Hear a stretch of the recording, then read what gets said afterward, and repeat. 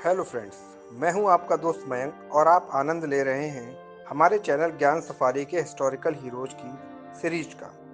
दोस्तों, आज हम आपका परिचय करवा रहे हैं भारत के उस योद्धा से जिसे महागुरु चाणक्य ने जमीन से उठाकर भारत का सम्राट बना दिया, चंद्रगुप्त मौर्य। ये वो नाम है जो चाणक्य के बिना अधूरा है और चाणक्य भी चंद्रगुप्त के बिना अपूर्ण है। चंद्रगुप्त मौर्य का जन्म 340 ईसा पूर्व में मगध राज्य के पाटलिपुत्र में हुआ था। चंद्रगुप्त के प्रारंभिक जीवन के विषय में कई कथाएं सुनने को मिलती हैं। कहा जाता है कि चंद्रगुप्त की मां का नाम मुरा था, जिसका त्याग नंदवंशी राजा ने कर दिया था और अब वह वन में अपने पुत्र के साथ रहती थी। मां का नाम मुरा होने से ही चंद्रगुप्त के नाम के साथ मौर्य लगता है। जब चाणक्य को नंद शासक धनानंद ने भरी सभा में अपमानित किया और उन्हें राज्य से निष्कासित किया, तब चाणक्य की भेंट चंद्रगुप्त से एक वन में हुई। चंद्रगुप्त की बुद्धिमत्ता, निडरता व उसके न्याय कौशल ने चाणक्य को अत्यंत प्रभावित किया और उन्होंने प्रण लिया कि धनानंद के विनाश हेतु चंद्रगुप्त से अच्छा शिष्य और कोई नहीं मिलेगा। अपने प्रण की पूर्ति हेतु आचार्य चाणक्य चंद्रगुप्त को अपने साथ तक्षशिला विश्वविद्यालय ले गए। तक्षशिला में ही आचार्य चाणक्य ने चंद्रगुप्त को शस्त्र और शास्त्र की शिक्षा दी।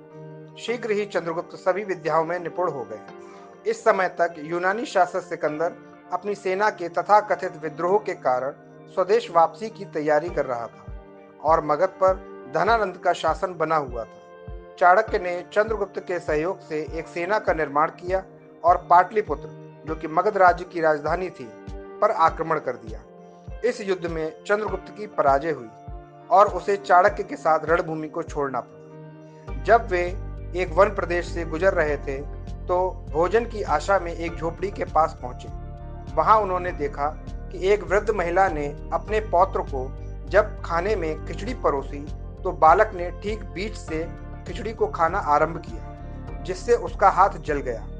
वृद्धा ने बालक को समझाते हुए कहा कि वह गलती मत करो जो चाणक्य और चंद्रगुप्त ने की।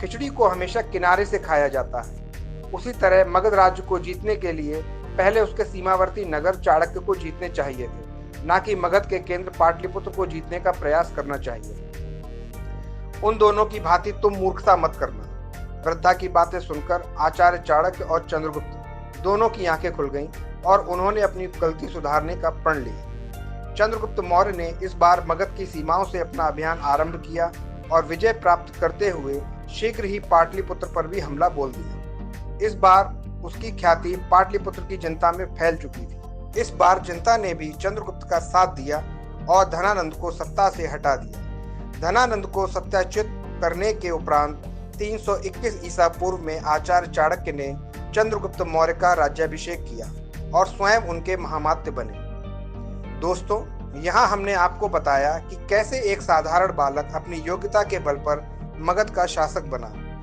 अपने अगले एपिसोड में हम आपको बताएंगे कि किस प्रकार से चंद्रगुप्त मौर्य ने मगध की सीमाओं को बढ़ाया और मगध में एक कल्याणकारी राज्य की स्थापना की।